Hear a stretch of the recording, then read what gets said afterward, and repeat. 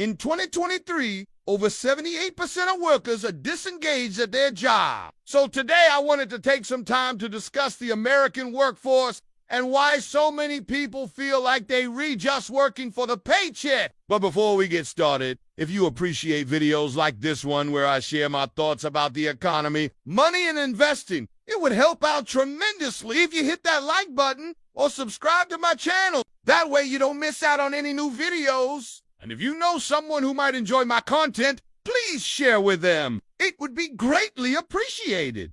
Thank you guys so much. All right, so there was a study conducted by Microsoft in 2023 called The Next Great Wave of American Dreams. In this study, they asked workers about how they felt about their jobs and what they would really rather be doing. This study found that the majority of workers, 78%, felt unfulfilled at work. And when given the opportunity, 41% said they would leave their job and pursue their own business. When thinking about the reasons why so many Americans feel stuck in a dead-end job, there are three primary reasons. One is lack of opportunities for growth. Two is lack of fulfillment in their day-to-day work. And three is lack of trust in leadership. Now, each of these problems can show up independently of one another, but oftentimes they all go hand in hand. For example, let's say you start working for a company right out of college. You're excited to apply your classroom knowledge into the real world. You're eager to prove yourself and make a difference within the organization. But after several months of being at the company, you find that your responsibilities are just making coffee,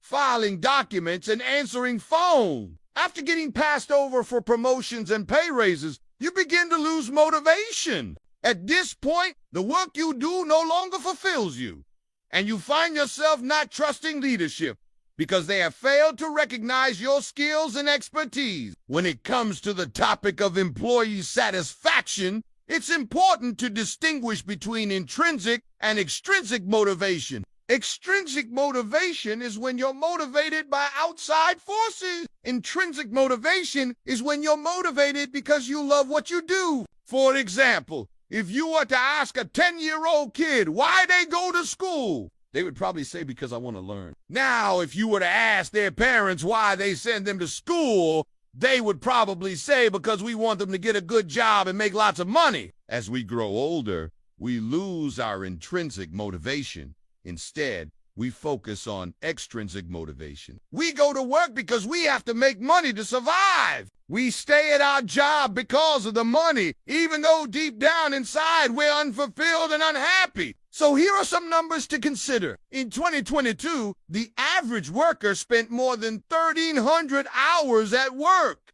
That's 1/3 of the entire year. So if you hate going to work, that's a lot of time to waste. Now, let's say you earn $50,000 per year. If you quit your job to follow your dreams, you could potentially double your income to $100,000 per year. Even if you cut your income in half, that still means that you have 1,300 hours worth of time. Time is our most valuable asset. There's only 24 hours in every day. And the one thing we cannot get back is time. I want you to think about how much value you could create in 1,300 hours. What inventions could you come up with?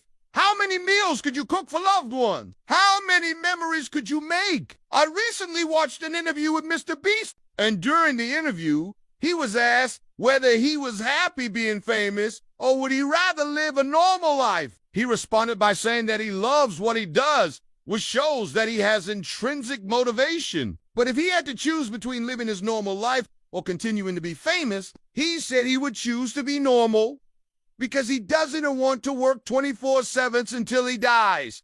Think about that for a second. Here's this 25-year-old kid who already made millions of dollars from YouTube, but he feels like he is still not doing enough, because the amount of work he does unalign with his definition of success. I remember reading a book a few years ago called Can't Hurt Me by David Goggins. In this book, David talks about something called extreme ownership. He says, regardless of your situation, you should always take 100% responsibility. But sometimes there are situations where it's not entirely your fault. For example, let's say you're working at a gas station making minimum wage. It's not your fault that you're stuck in a dead-end job, making low wages. But if you refuse to take ownership and control of the situation, then you will always be stuck there. If you want to change your situation, you need to take extreme ownership and do whatever it takes to get out. The same goes for quitting your job. Just because you don't like your job doesn't mean you should quit. But if you want to quit, you need to take extreme ownership and understand that there are consequences to your decision. When you take extreme ownership, you no longer blame others for your failures or shortcomings. Instead, you look inwards and try to figure out how you can improve. Now, here's the problem with most people. They think about quitting their job to pursue their dreams, but they never actually do it. Why is that? Well, the reason is simple. They're scared. They're scared to take the risk and do something new. Instead, they play it safe and stick with what they know. There are two types of risks that people are afraid of taking. The first type of risk is financial. This is when you have bills and expenses to pay, so you feel like you don't have a choice other than to keep working. The second type of risk is opportunity. This is when you feel like you're giving up on the chance to get ahead in life. Let me explain. Let's say you graduated from university with $100,000 of student loan debt. A lot of people are also afraid to take the opportunity risk. A lot of people feel like they're wasting time at their job and they don't want to admit it to themselves. Quitting your job can be terrifying, but you shouldn't let fear stop you from pursuing your goals. You only get one shot at life, so don't waste it working a job that you hate. Take the risk. Pursue your dream. Even if you fail, at least you'll have the satisfaction of knowing that you took the risk and did everything you could. Here's a quote that I read in a book that I thought was really insightful. The trick is in what one man calls courage, another calls recklessness. In other words, doing the right thing can sometimes be viewed as reckless. And that's okay. The most important thing is to do what you feel is right. Don't worry about what other people think.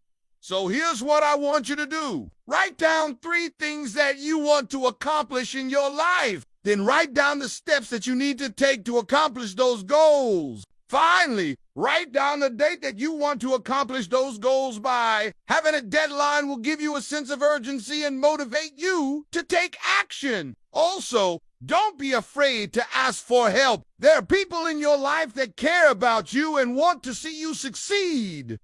So don't be afraid to reach out to them.